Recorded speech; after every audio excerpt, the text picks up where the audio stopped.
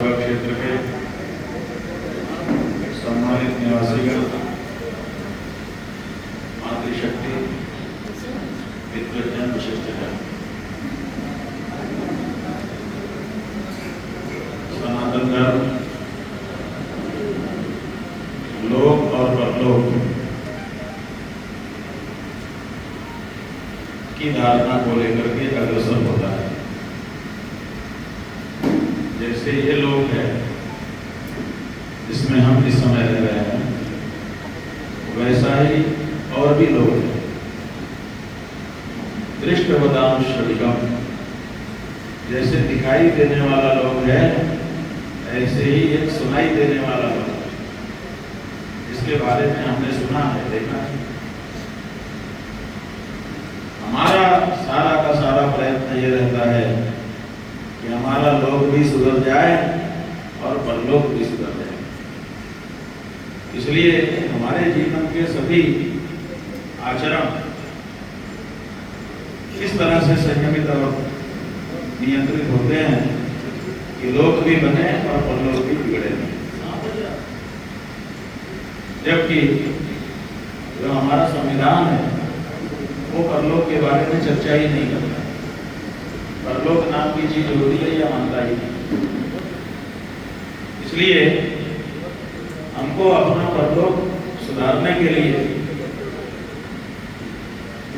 संविधान से इधर अपने धर्मशास्त्रों की ओर जाना पड़ता है और तब हमारा जीवन सर्वांगीण बनता है। लोग के साथ परलोक की बात हमने की। कुछ लोग कहते हैं किसने देखा है परलोक, पता नहीं है कि नहीं। बात सही है, किसी ने देखा तो नहीं, लेकिन सुना गया है। जो चीज हम नहीं देखे होते हैं उसको सुनकर के जानते हैं। बहुत से लोग होंगे जो इटली, अमेरिका, फ्रांस नहीं गए। बताओ इसमें ऐसे हैं कि नहीं? ऐसे लोग नहीं गए होंगे, लेकिन वो सुनते हैं ये कैसा देश है, ये कैसा देश है, तो मानते हैं कि नहीं? तो जहाँ हम स्वयं जाकर के देख नहीं पाए हैं, वहाँ के बारे में हमारी श्रुति प्रमाण, जो हमारे आपके पुरुष हैं, जिनकी बातों में हम भरोसा करते हैं, वो हमारा प्रमाण है। हमारे लिए प्रमाणम परमम श्रुति, श्रुति वेद परम प्रमाण है और वो परलोक के बारे में बिल्कुल स्पष्ट धारणा व्यक्त करते हैं। इसलिए हम लोग के साथ साथ परलोक भी सुधारने के लिए अपना जीवन संगठित करते हैं।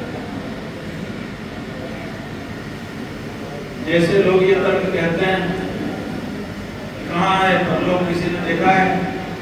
अरे भाई हाँ है, नहीं, जैसे नहीं है ये कहने वाला है, वैसे है कहने वाला भी। तो इसका मतलब है कि हो भी सकता है और नहीं भी हो सकता है। अगर आपके मन में ऐसा संदेह है कि पता नहीं है कि पता नहीं है, तब क्या करना चाहिए? तो शास्त्रों ने कहा संदिग्धे परलोके भी कर्तव्यो धर्म संचयः नास्ति चेन नास्ति नो हानि अस्ति चेन नास्ति को हता।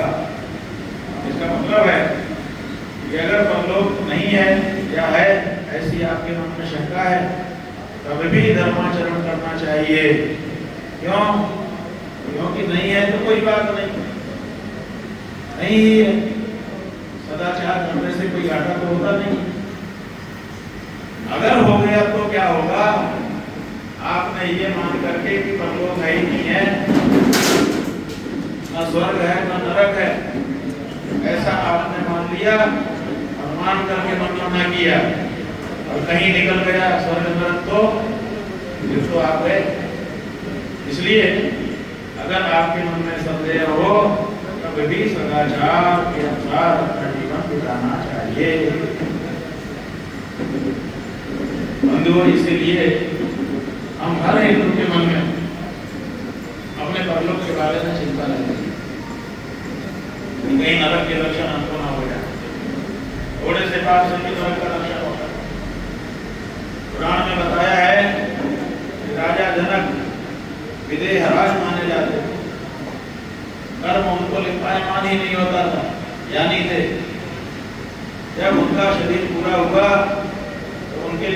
विमान आया। विमान में बैठ करके वो जा रहे थे। जाते जाते एक जगह पे उनके कान में कोलाहल सुनाई देने लगा, लोगों की चिल्लाहट सुनाई देने लगी। उन्होंने कहा अरे थोड़ा विमान धीमा करिए, ये कुछ लोग हैं इनकी रोने की तड़पने की आवाज आ रही है, मैं जरा देखना चाहता हूँ कौन लोग हैं। विमान के लोगों ने बताया कि महाराज ये तो नरक में जो लोग अपने पाप का फल भोग रहे हैं, उनके ऊपर जब दुख उजाला जाता है तो वो चिल्लाते हैं, वही लोग चिल्ला रहे हैं। उन्होंने कहा अरे तब तो मुझे जरूर जाना चाहिए, मेरा स्वभाव राजा का है, किसी दुखी को दुखी देख करके आगे बढ़ जाना मेरे लिए उचित नहीं है। ऐसा करिए मेरा विमान वहां उतरा। तो वहां विमान उतार दिया गया। उनका विमान वहां उतरने से और उनके शरीर की छुई हुई हवा के लगने से नरक का वातावरण बदलने लगा। वहां पर जो पापी थे उनका पाप घटने लगा और जो बिल्कुल पास में थे वो तो पाप समाप्त होकर के पुण्यात्मा ही हो गए, उनके लिए विमान आने लगे। राजा जनक ने कहा अरे ये कैसे हो रहा, ये लोग तो नरक में आए थे, पाप का फल भोग रहे, फिर इनके लिए विमान क्यों आ गया। तो वहां के अभिमानी देवताओं ने बताया कि आप पुण्यात्मा हैं, आपके शरीर की छुई हुई हवा इनको लग रही है, इसलिए इनके पाप नष्ट हो रहे हैं, और इसीलिए पाप नष्ट हो जाने के बाद हवा यहाँ कोई नहीं रह सकता, इसलिए इनको अब सब भेजा जा रहा है। राजा बड़े प्रसन्न हुए कि चलो हमारे आने का कुछ लाभ हुआ, बहुत अच्छा है। तो फिर वहां से उनका विमान हो गया। लेकिन विमान में दोबारा बैठने के बाद उनके मन में शंका आ गई। उन्होंने कहा कि ये क्या बात है, मैंने तो कोई पाप किया नहीं, तो मुझे नरक में थोड़ी ही देर के लिए सही क्यों जाना पड़ा। तो जो दूध बैठे हुए थे उन्होंने कहा महाराज बाल्यावस्था में आपने खेत में चलती हुई एक गाय को हाथ करके चलने से रोक दिया था, उतना पाप आपका सुरक्षित था, इसीलिए परम पुण्यात्मा होने के बाद भी आपको कम से कम थोड़ी देर के लिए ही सही आना पड़ा और यहाँ के दुखी लोगों को देख करके थोड़ा सा दुखी होना पड़ा। समझ गया? इसका मतलब क्या है? इसका मतलब ये है कि पाप करने से नरक जाना पड़ता है, और गाय के मामले में थोड़ा सा भी अगर आपने पाप किया तो उसका फल भोगना पड़ता है। अब गाय के बारे में थोड़ा पाप करने से जब हमको नरक जाना पड़ता है, तो बड़ा पाप अगर हम करते तो बड़ा पाप कौन सा? बड़ा पाप ये है कि उनकी हत्या में अगर हम साझेदार हो जाए, भागीदार हो जाए, तब क्या होगा? तब तो हमको नरक जाना ही पड़ेगा, जा करके उसका फल भोगना ही पड़ेगा। गाय की हत्या का बड़ा भीषण फल है, नरक में जाना पड़ता है। कौन से नरक ये भी तय नहीं है, क्योंकि बाकी पापों के लिए बताया गया है शास्त्रों में, पापी पापों के जो पापी होते हैं, किस पाप के लिए ये नरक, किस पाप के लिए ये नरक, किस पाप के लिए ये नरक। गौ हत्या के पापी के लिए हर नरक में जाना पड़ता है। कितने दिन के लिए जाना पड़ता है? तो शास्त्र कहता है यावती तस्या रोमानी तावत प्रशांत पद्धति, जितने गाय के शरीर के रोए होते हैं उतने साल के लिए उसको नरक में जा करके फल भोगना पड़ता है। कितने रोए हैं अपने गाय के? है किसी को अंदाजा? असंख्य कहने से नहीं चलेगा, कितने होते हैं? 35 करोड़ नहीं, 35 करोड़ नहीं। ऐसा है कि वैज्ञानिकों ने गिना है, अपने लोगों ने तो नहीं गिना। उन्होंने मनुष्यों के शरीर के रोमकूप भी गिने हैं और गाय के शरीर के रोमकूप भी गिने हैं। उन्होंने बताया है कि एक वयस्क पुरुष या स्त्री के शरीर में लगभग 45 लाख से 50 लाख रोमकूप होते हैं। इसी से शरीर के तापमान पर हम नियंत्रण कर पाते हैं। शरीर में गर्मी बढ़ जाए तो रोमकूप से बाहर निकलती है, उसी से थोड़ा पानी पसीना के रूप में निकल जाता है। गर्मी बाहर निकलने के लिए व्यवस्था तापमान के अनुकूलन का सिस्टम है। ये जो रेशियो है गाय में लगभग दुगना होता है, मतलब गाय में लगभग 1 करोड़ रोम छिद्र होते हैं। इसीलिए गाय ज्यादा गर्मी में भी बड़ी शांति से रह लेती है। उतनी गर्मी अगर हमको लग जाए तो हम आपने लग जाए, लेकिन गाय आराम से उतनी गर्मी की सह करके खड़ी रह पाती है, क्योंकि अपने रोम को दूसरे वो शरीर की गर्मी को बाहर हमसे दुगनी गति से निकाल पाती है। लगभग 1 करोड़ रोम छिद्र होते हैं। आप समझ लीजिए उतने वर्षों के लिए नरक का वास है। इसलिए आप अगर गौ हत्या के साझीदार बन गए, 1 करोड़ वर्ष साझीदार हैं। अगर आप कहते हैं भाई हमको साझीदार है, पूरा फल आपको क्यों मिलेगा? बिल्कुल सही। साझीदारी जितने % की होगी उतना तो मिलेगा। तो आपको बताना चाहेंगे कि आपकी साझेदारी कितनी बन रही है। शास्त्रों ने पहले से ही व्यवस्था बना दी है कि केवल गला काटने वाला हत्यारा नहीं होता है, अनुमंता, विशेषिता, नियंता, क्रय विक्रयी, संस्कर्ता जो करता हत्यारे कौन कौन माने जाएंगे? तो सबसे पहले अनुमंता, अनुमति देने वाला, लाइसेंस देने वाला। यहाँ ठीक है होने दो। जैसे उसने कहा वैसे काटना शुरू हुआ। अगर वहां कहता तो काट नहीं सकता था। अगर आपकी सरकार लाइसेंस न दे तो ये काम नहीं हो सकता। और लाइसेंस 2 तरह से दिया जाता है बंधु। एक लिख करके औपचारिक रूप से यहाँ हम अनुमति देते हैं आप काटिए, एक लाइसेंस ये होता है।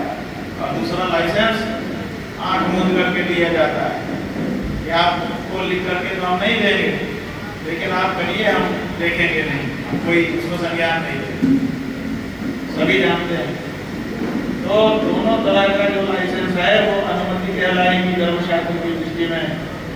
अब ये जो अनुमति है इसमें आप साझीदार हो।